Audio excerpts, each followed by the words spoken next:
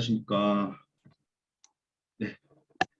어, 저는 이렇게 설교 준비를 하는 데 있어서 제일 어려운 게 제목 정하는 거거든요. 왜냐하면 이렇게 제목을 정하고 저만 그럴 수도 있겠지만 제목을 정하고 말씀을 이렇게 보게 되면 그 제목에 포커스를 맞춰서 다른 거를 못 보게 되더라고요. 근데 이제 오늘 이번에 준비를 하는데 제목이 어제 저녁인가 나왔어요. 그래서 오늘 제가 이걸 준비하면서 여러분들한테 좀 드리고 싶은 말씀은, 여러분 제가 정한 이 맹인의 자세 제목은 좀 지워주시고요. 한번 오늘 여러분께서 말씀을 듣고 나한테는 이런 제목이 맞겠구나라는 것들을 좀 스스로 좀 한번 이렇게 정하는 게 어떨까라는 저 나름대로의 좀 생각을 해봤습니다. 왜냐하면 이거는 저의 묵상 가운데 나왔던 제목이기 때문에 한번 여러분들께서는 또 동일한 어떠한 제목을 주실 수도 있겠지만, 또 여러분 또 스스로가 또 어떤 하나님의 또 이런 메시지가 있었구나라는 것들을 좀 여러분 좀 스스로가 좀 담고 오늘의 말씀을 좀 들으셨으면 하는 생각이 좀 들었습니다. 네, 시작해 보겠습니다. 여러분들 제가 계속해서 지금 마가복음을 보고 있는데요. 마가복음은 우리가 알다시피 예수님께서 세 가지, 우리가 산을 이렇게 봤을 때 세 가지 이렇게 지역을 좀 구분할 수 있는데요. 첫 번째로는 갈릴리 지역, 예수님께서 사역하셨던 곳. 그 다음에 예루살렘의 여정, 예루살렘에 이제 들어가시기 전, 그리고 나서 예루살렘에 도착하시고 나서의 이유를 이야기하고 있는 게 마가복음의 세 가지 컨셉이라고 볼 수 있습니다.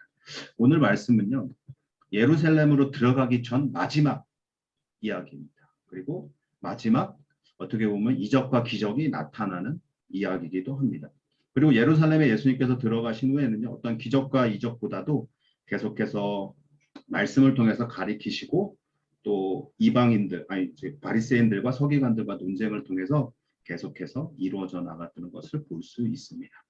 그래서 오늘 마지막으로 예수님께서 마가복음에서 나왔던 마지막 기적이 바로 오늘 본문에 봤던 맹인을 고치는 건데요. 여러분 이 맹인을 너무나 잘 알고 계시죠? 또 이거 알고 있는 우리 노래도 있죠. 바디메오가 눈을 떴다네, 예수님이 말씀하신 바디메오가 눈을 떴다네, 이 노래의 또 주인공이기도 합니다.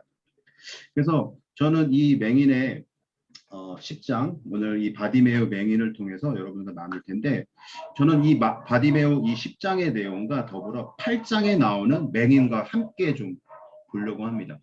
8장에서 나오는 맹인과 10장에서 나오는 맹인, 동일하게 예수님께서 치료를 해주시고 동일하게 그들도 보게 됩니다. 그러나 이 맹인의 그 두 사람의 방법, 또 하나 예수님께서 고쳤던 방법, 또 그들이 예수님을 대하는 그 방법이 조금 달랐다라는 것을 우리가 함께 비교하면서요, 오늘 말씀을 좀 볼 텐데요. 먼저 본문을 우리가 좀 맹인들을 직접 보기 전에 맹인들 주변에 있던 인물부터 좀 보도록 하겠습니다. 본문을 전에 보니까 8장 22절에서 26절의 말씀이 맹인의 고침을 받는 내용이 나오는데요. 동일하게도 거기도 맹인을 치료하는 장면입니다. 두 사건을 통해 무엇을 우리가 보고 또 어떤 것을 바라봐야 되는지 우리가 보기를 원하는데요. 먼저 8장의 맹인은 이렇게 치료를 받으러 옵니다. 근데 치료를 받는데요, 이 맹인의 의지로 온 것이 아니라 맹인의 친구들로 인해서 끌려오는 것을 볼 수 있습니다. 8장 22절에 보면요, 맹인의 한 사람을 데리고, 그러니까 벳세다의 이름에 사람들이 맹인 한 사람을 데리고 예수께 나와라고 표현되어 있습니다. 그러니까 맹인의 어떠한 의지나 맹인이 어떠한 마음으로 온 것이 아니라 주변인들이 이 맹인을 예수님에게 데려오는 거죠. 예수라는 인물을 듣고 이가 어떻게 기적과 이적을 행했는지를 듣고 주변 사람들이, 그러면 내 친구 이 맹인도 고칠 수 있겠구나 라고 해서 이렇게 데리고 오는 것이 8장의 시작입니다. 그래서 어떻게 보면 맹인의 간절함보다 주변 사람들의 간절함이 더 보이는 내용이죠. 근데 여기서 한번 우리가 좀 볼 때 이 내용을 갖고 지금 우리로 이렇게 우리 현대로 들어오면요, 어떤 모습 속에 있냐면, 아마 저 어렸을 때 비슷한데요. 저희 부모님이 생각이 났어요. 왜냐면 저는 그때 당시 어렸을 때 교회 잘 안 다녔거든요. 근데 저희 부모님 무조건 저 교회를 데리고 가야 된대. 가야 된대. 나는 가기 싫은데. 이 주변에 지금 이렇게 들으시는 분들 중에 고대 끄덕끄덕이시는 분들도 있어요. 왜냐하면 나의 의지로 보다 부모의 의지로, 주변의 의지로 나는 교회를 가야 돼. 예수를 만나러 가야 돼. 근데 결론적으로 저는 이 8장의 메시지, 이 8장의 맹인을 다시 보면서 느꼈던 게 뭐냐면요. 예수와 함께한 게 아니라 이 맹인은 치료를 받고 다시 세상으로 나아갔어요. 어떠한 뒤에 이야기가 있진 않습니다. 마지막에 보면 예수께서 사람을 집으로 보내어 이르시매 마을에 들어가지 말라 하시니라. 저는 왜 마을에 들어가지 말라고 했을까? 어떠한 이야기를 하지 말라고, 그러니까 예수의 이런 치료 받은 걸 얘기하지 말라고 했을까? 막 이런 생각들이 들더라고요. 그러니까 이런 부분들을 보면서 나의 의지, 나의 그런 것들이 아니라 주변 사람들의 의지로 인해서 내가 교회를 가면요. 내가 예수를 만나면 만남이 없더라고요. 아마 여기서 좀 찔리시는 분들도 계실 수도 있을 거라고 생각합니다. 왜냐하면 내 자녀, 내 지인, 무조건 교회 가야 되거든요. 얘 무조건 복음 받게 해야 되거든요. 근데 정작 이들은 대꾸는 왔지 어떠한 액션은 없었어요. 그러니까 참 이 말씀을 보면서 나도 내가 누군가를 데려다 주는데 그가 또 의지가 없으면 또 안 되는구나라는 것을 보게 됩니다. 그렇다면 10장의 이 주변인들은 또 어떨까라는 것들을 좀 보게 되는데요. 10장의 얘기는 좀 보면요. 어떠한 상황이 오냐면 이 바디메오가 소리 지릅니다. 예수여 예수여 나를 불쌍히 여기소서 소리 질러. 그러니까 제자들이 뭐라고 해요? 조용히 해. 조용히 해. 어디서 네가 떠들어? 이렇게 얘기해요. 그런데도 불구하고 이 바디메오는 더 열정을 내서 소리를 칩니다. 예수님 나 쳐다봐 주세요. 예수님 나 쳐다봐 주세요. 왜냐하면 맹인은 어디가 예수가 있는지 모르니까 나 쳐다봐 주세요. 이렇게 소리치고 있어요. 그러니까 예수님께서 그 소리를 듣고 바디메오를 부르죠. 여기서 또한 우리가 바라볼 수 있는 게 이 제자들의 모습인데 여러분 예전에 제가 여기 필리핀에 있으면서 이용남 목사님 이런 얘기를 하셨어요. 이용남 목사님께서 영국에서 말씀을 듣고 있는데 영국 교회 내에서 말씀을 듣고 있는데 어린 아이들이 막 이렇게 앞에서 설교하는데 뛰어놀고 있어요. 그러면 아마 우리 이용우 장로님 어떻게 하시겠어요? 아이들이 설교하는데 뛰어놀고 있어. 이거 한국 사람으로서는 이거 참 어떻게 해야 될 방법을 어, 어.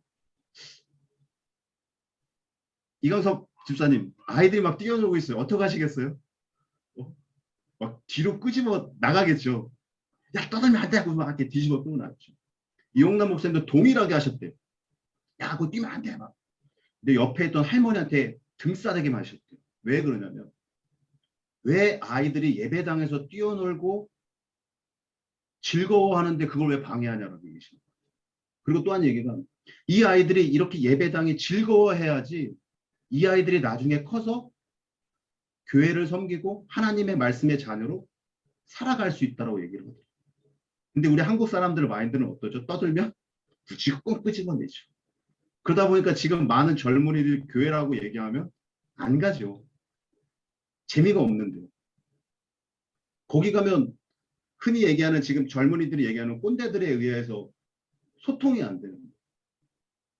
어른들이 갖고 있던 그 교회 정책, 어떠한 사회적인 그런 교회 사회 때문에 젊은이들이 거기서 있을 수가 없기 때문에. 우리는 이거를 한번 우리도 체크를 해봐야 돼. 그럼에도 불구하고 바디메오는 어떻게 해서 소리쳤어요. 주여 주여. 우리는 이거를요 좀 어떻게 인정을 해줄 필요가 있어. 나랑 다른 신앙을 갖고 있다고, 나랑 다른 어떠한 모습이 있다고 해서 이거를 거부하고 반대하고 너 이렇게 변해야 되는 게 아니라 그걸 받아들여야 된다는 것이죠. 그러니까 이거 먼저 믿던 자들, 먼저 우리가 신앙생활하고 있는 자들이 젊은이들을 봤을 때, 그리고 새롭게 신앙하는 사람들한테 어떻게 다가가야 되냐. 이게 참 3자 입장에서 오늘 말씀 속에 예수님과 맹인 그리고 3자 입장에서 봤을 때 우리는 또 이렇게 봐야죠. 왜냐하면 여러분 사무엘상을 보면 한나가 예수님 하나님 앞에 기도를 합니다. 한나가 기도를 해요. 근데 그 모습을 본 제사장 엘리는요 술 취한 여자라고 생각해요. 한나는 기도하고 있는데 다르기 때문에 그거를 나의 입장에서 내가 갖고 있던 기독교 어떠한 문화적 사회 때문에 그 사람을 보는 것을 다르게 본다라는 것들이죠.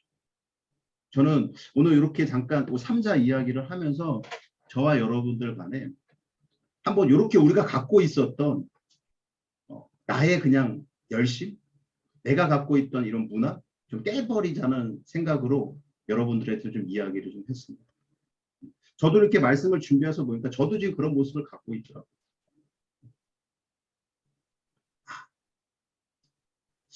나도 참 올드한, 그럴 때 보면 나도 참 올드하구나. 변화하기를 싫어하는 거예요. 예전에 이런 목사님들이 이런 예화를 많이 들죠. 예전에 이런 이야기도 있어. 드럼을 교회 내에서 치느냐 마냐, 피아노를 쳐야 되냐 말아야 되냐. 이런 걸로 싸우고 있어요. 그게 복음이랑 무슨 상관입니까? 오늘 얘기도 3자 얘기 속에서 봐도 복음이랑 아무 상관이 없는데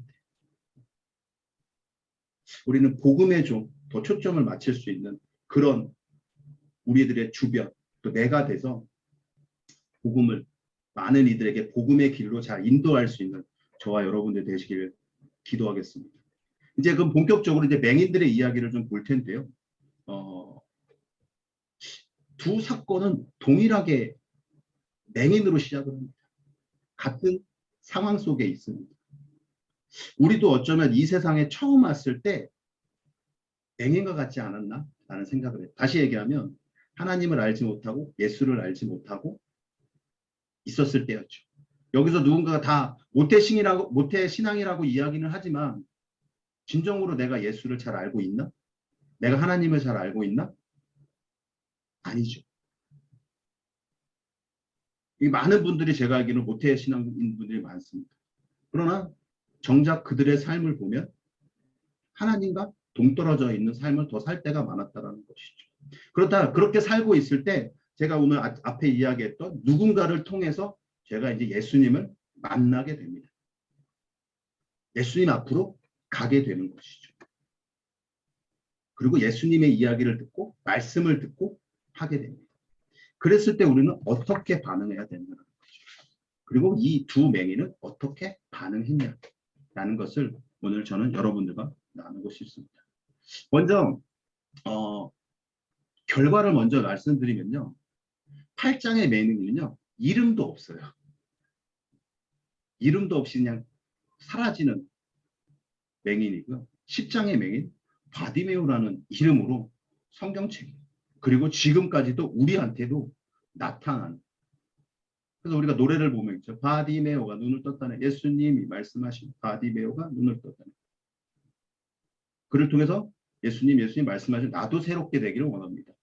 이런 노래가 생길 정도로 바디메오라는 이름을 통해서 우리에게는 많은 메시지를 전달해 주고 있습니다. 그만큼 두 주인공이 예수를 어떻게 대하느냐에 있어서 그 결과는 극과 극의 결과로 나타나고 있다는 것입니다. 그럼 이 두 맹인의 과정을 보면 8장의 맹인은 예수님의 손에 이끌려 어디로 가서 치료를 받습니다. 우리 한번 생각해 보면 맹인의 의지보다 예수님의 의지가 더 강했다는 것이죠. 8장의 맹인은 친구들의 손에 끌려와서 예수님의 손에 끌려가 치료를 받았어요. 그렇다면 예수님은 왜 이런 자를 치료해 주셨냐? 예수님께서 이 땅에 오신 이유죠. 그게. 요한복음 12장 47절에 보면요. 사람이 내 말을 듣고 지키지 아니할지라도 내가 그를 심판하지 아니하는 내가 온 것은 세상을 심판하려 함이 아니라 세상을 구원하려 함이로다. 그러니까 예수님께서는 오신 이유는 그 사람이 말을 안 듣는다는 것을 심판하니까 그에게도 동일하게 구원의 길을 열어주시겠다는 겁니다. 우리 모두에게 이 세상 모든 사람들에게 구원의 길은 열려 있다는 거예요. 8장 맹인한테도 열려 있었습니다. 눈은 떴죠. 그러나 결론적으로 봤을 때는 예수님과 떨어져 있다는 것이죠. 그러니까 지금 얘기했죠. 구원의 문은 누구에게나 열려 있지만 그 문을 지나가는 자는 아무나 들어갈 수 없다는 것입니다. 열려는 있습니다. 누구에게나 오픈되어 있는 구원의 문이지만 그 구원의 문을 지나갈 수 있는 자는 아무나 지나갈 수 없다는 것이죠. 예수님이 이 땅에 오신 거 아까도 얘기했듯이 요한복음 12장 40절처럼 심판하러 오신 게 아니라 구원하기 때문에 모든 사람들한테 열려 있어. 예수라는 이름만 듣고 예수를 나를 구주로 믿고 고백한다면 그 구원의 문을 통과할 수 있는데 그러지 못한 자는 통과할 수 없다는 우리가 너무나 잘 알고 있습니다. 그래서 8장의 맹인도 마찬가지로 예수의 손에 이끌려 갔지만 그는 세상에 눈을 뜬 후에 예수와 함께한 것이 아니라 예수를 떠나 살아갔다는 것입니다.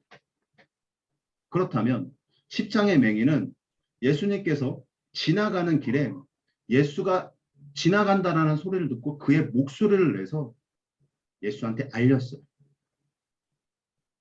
사람들이 조용히 해라고 했지만 알렸다라는 것입니다.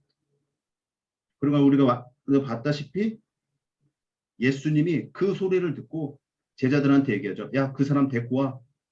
그리고 나서 그 곁에 가고 그리고 그를 본 후로 그의 길을 따라갔다라고 이야기하고 있습니다. 근데 여기서 여러분들 한번 좀 다시 한번 우리가 본 거는 왜 8장의 맹인과 10장의 맹인은 다르게 나타났냐. 8장의 맹인은 자기 아무 의지가 없어요. 어떠한 뭐 생각이 없는, 제가 이렇게 8장을 이렇게 보면서 느꼈던 거예요. 생각이 없는 친구 같아요. 그러니까 눈뜨니까 좋아서 세상으로 넘어갔어요. 근데 10장의 바디메오는 이 소리치는 순간 어떤 마음으로 소리쳤을까? 그가 나의 구주다. 예수가 나를 치료하실 분이고 예수만이 나의 구주다라고 그 마음을 갖고 외쳤기 때문에 예수님께서 그를 부르시고 그를 치료하시고 그리고 그의 길과 함께 갈 수 있었다라는 것이죠. 근데 그런 이 10장의 맹인 바디메오가 왜 그렇게 하면서도 갔을 때 예수님께서 왜 그를 불러주시고 함께 갈 수 있었던 또 이유가 하나가 뭐냐면 10장에 우리가 50절에 보면요. 맹인이 겉옷을 내버리고 뛰어갔다고 했어요. 겉옷을 내버리고. 여러분 겉옷이라는 게 우리는 그냥 이렇게 입지만 맹인들 그리고 거리에서 그냥 지내고 있는 그분들한테 이 겉옷은요. 어떤 의미일까요? 솔직히 여러분들 그 체험 그런 삶을 살아보신 적은 없으시잖아요. 아니면 엄청 추운 겨울날 겉옷을 이렇게 벗고 이렇게 밖에 서 보신 적도 있으신가요? 한번 그 겉옷이라는 의미가 이 맹인한테는 어떤 의미일까요? 우리는 이 겉옷은 추울 때 이렇게 따뜻하게 나를 안아주고 또 비바람이 불면 나를 막아주는 그런 것입니다.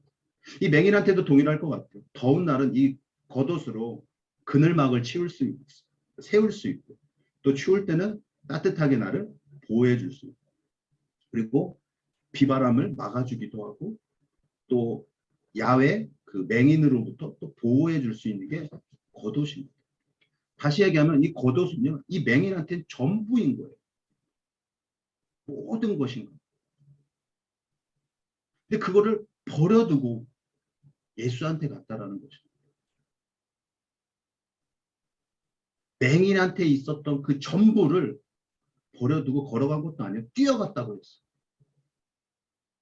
자기를 세상에서 지켜줘야 되는 이 겉옷을 버려두고 예수한테 뛰어갔다고 했어요. 그러니 이 예수님께서 얼마나 기뻐하시겠어요.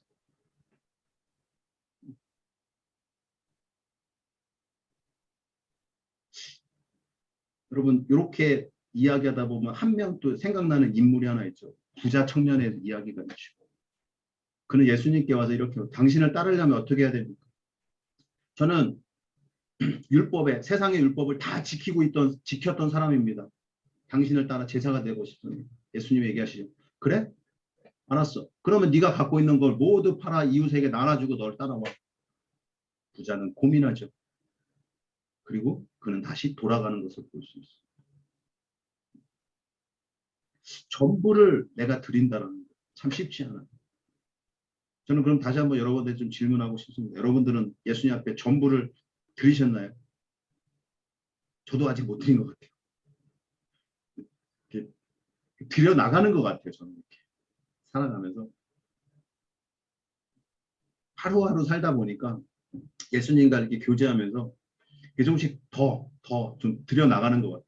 언젠가는 전부를 드릴 것 같은 생각이 드는데 지금 제 마음은 조금씩 들여 나가는 것 같아요. 제가 그렇다고 뭐 많이 가진 것도 없어요. 그래도 여러분들은 전부 다 들으셨죠? 다 들으셨죠? 대답들이 입 모양들이 별로 이렇게 움직임이 없으세요. 들으셨죠? 들으셨으니까 신설이 집사 예 드렸습니다 이거 같은데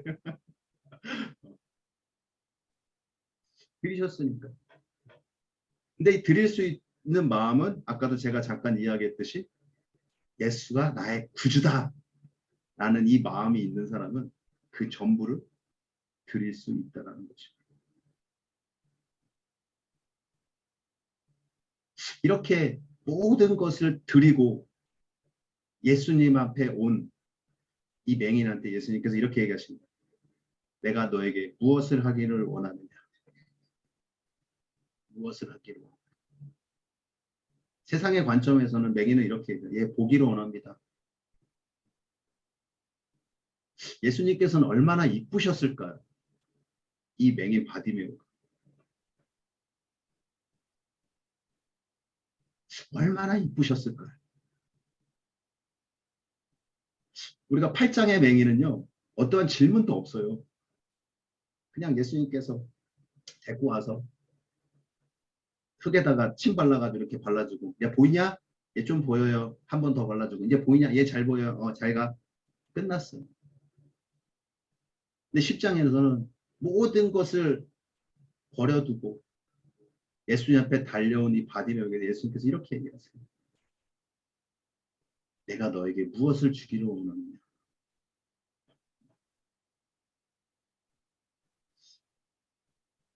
바디메오는 이렇게 얘기하죠. 얘 보기를 원합니다. 그러나 예수님께서는 이렇게 얘기하십니다. 그래 내 눈이 띄어라가 아니라 오늘 마지막 절에 52절에 예수께서 이르시되 가라 내 믿음이 너를 구원하였느니라 하시니 그가 곧 보게 되니라. 여러분 바디메오의 그 마음의 고백을 예수님께서 먼저 들으신 거죠. 그러니 이 눈 뜨는 거 맹인이 눈 뜨는 거는요 그냥 보너스예요. 여러분이 이 땅에서 살아가는 건요 여러분들이 예수 그리스도를 구주로 고백하고 전부를 드린 순간 이 땅에서 살아가는 주시는 모든 것들은요 하나님께서 주시는 보너스예요. 그리고 정말 큰 선물은 마지막 너를 구원하였느니라. 이게 정말로 큰 우리한테 주신 선물이죠. 우리가 이 땅에서 살아가고 있는 우리의 지금 모습은요 보너스예요. 그냥 주시는 거예요. 누구에게나 8장의 맹인한테도 주신 것처럼 10장 맹인 바디메오에게도 그냥 주시는 거예요.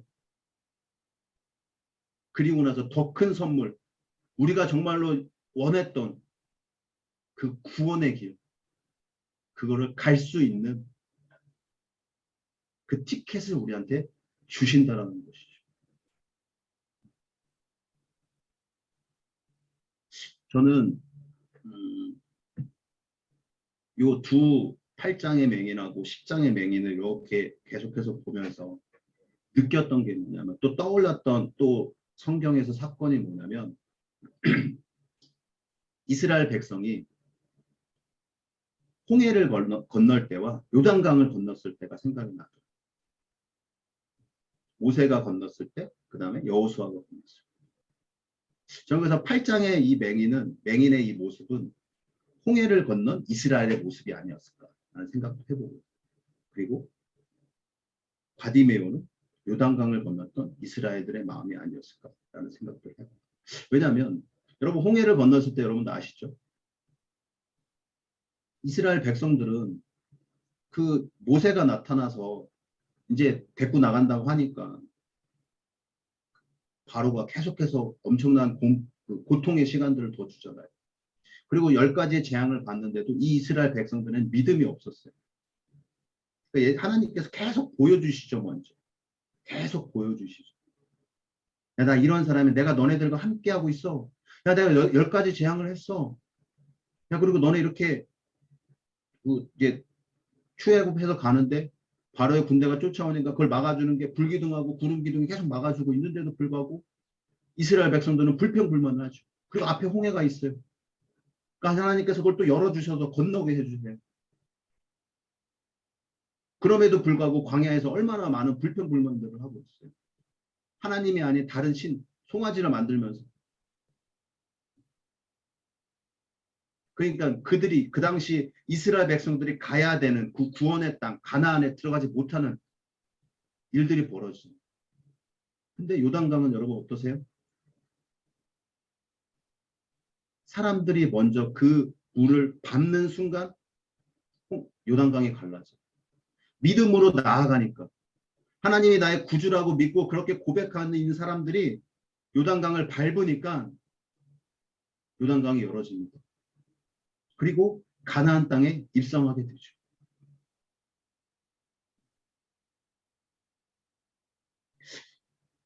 이렇게 같은 맹인일지라도 과정과 결과는 완전 다른 모습을 보여주고 있습니다. 어쩌면 예수님을 알지 못하고 있었을 우리의 모습을 돌아보면 여러분들 어떠세요?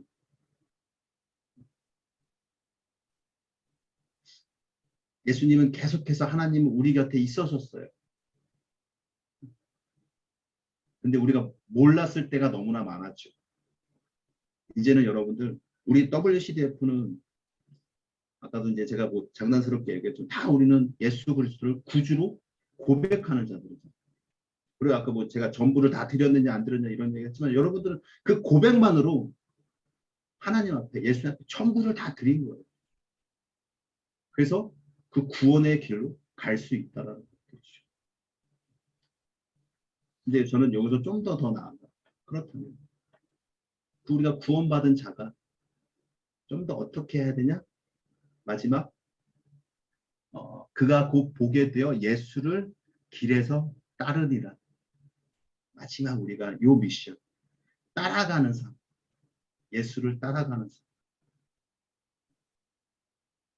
구주라고 고백했고 모든 걸 드렸고 이제는 그를 따라가는 우리들의 모습. 그것이 우리의 삶이 되지 않아야 됩니다. 삶이어야 되지 않나라는 생각을 듭니다. 이렇게 예수님을 따라간 10장의 맹인과 따라가지 않은 8장의 맹인의 다른 거 아까도 제가 살짝 이야기했듯이 성경책의 기록. 다시 얘기하면 지금 우리가 그렇게 예수의 길을 따라가는 순간 우리는 하늘 생명책에 기록된 삶을 살아갈 수 있다는 것들이죠. 저는 저와 여러분 모두가 그 생명책에 기록되길 원합니다. 그래서 우리가 먼저는 예수를 구주로 고백하고 그에게 갈 때는 모든 것, 세상의 모든 것을 내려놓고 따라가고 그의 말씀에 따라 순종하며 따라가는 저와 여러분, 우리 WCDF 성도님들이 되기를 바랍니다. 더 나아가 아까도 제가 처음에 3자 이야기를 했을 때 그렇게 살아가는 우리들이 다음 세대를 보고 아직 예수를 모르는 사람들을 볼 때 어떻게 그들한테 다가가야 되는지 또 어떻게 그들을 인정하고 함께 신앙생활을 해야 되는지 우리가 좀 고민해 봐야 된다는 것이죠. 그냥 무작정 교회 다녀가 아니라 무작정 아이들이 말씀을 더 듣기를 바라는 마음에 앉혀놔야지. 떠든다고 데리고 나가는 것이 아니라 그 젊은 우리 영혼들이 이제는 더 미래에 하나님의 자녀들이고 선교사고 또 그리스도인으로 살아가야 되는데 그렇게 못 사는 게 될까 봐. 여러분들 지금 영국을 비롯해서 유럽에 있는 종교들이 기독교가 무너지고 있잖아요. 여기 대다수 분들이 유럽을 가보셨잖아요. 저는 진짜 처음에 영국 갔을 때 너무 놀랐어요. 한 150년 된 교회 건물이요. 술집이 되어 있고요. 모슬림 사원으로 되어 있어요. 영국 기본 유럽의 기본 그 정보를 보면요. 기독교율이요. 한 80%로 되어 있어요. 영국에. 근데 실상 정말 영국의 기독교인들은요. 지금 제가 알기로는 한 10%도 안 돼요. 그렇게 좀 무너져 있는 땅들입니다. 다음 세대를 세우지 않으면. 근데 우리가 갖고 있는 고정관념으로 그들을 바라본다?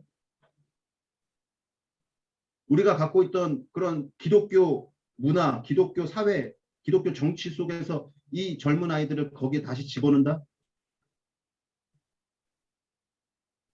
안 되죠. 여기 지금 우리 제일 젊은 우리 서진 자매가 있는데 아마 서진 자매도 어려워할 거예요.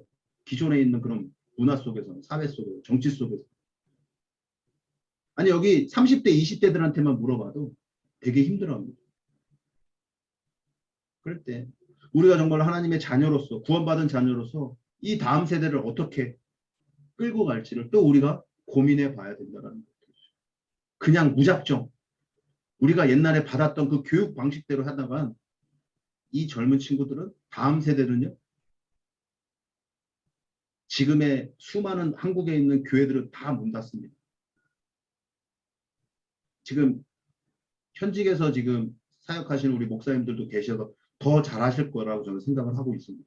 교회 안에 청년들이 없습니다. 청년들은 대형 교회만 있어요. 작은 교회들은요 청년들이 없습니다. 아이들의 웃음소리가 없어요. 저희 모교회만 해도요.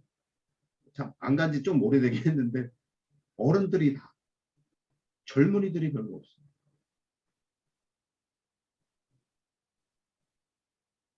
그냥 무작정 안 된다 안 된다가 아니라 그들을 바라보고 인정하고 그들과 함께 소통하면서 먼저 믿은 우리들이 어떻게 하면 좀 더 그들이 예수 그리스도를 만나게 할 수 있는지 그 길을 열어줄 수 있는. 그래서 제가 아까 얘기했던 구원의 길은 모두에게 열려 있지만 아무나 들어갈 수 없는 그 복음의 길을 갈 수 있게끔 우리가 이끌어주는 저와 여러분들 우리 WCDF 성도님이 되시기를 바라겠습니다. 우리 시간 말씀 생각하시면서 우리 시간 기도하며 나아가기를 바라겠습니다. 함께 기도하겠습니다.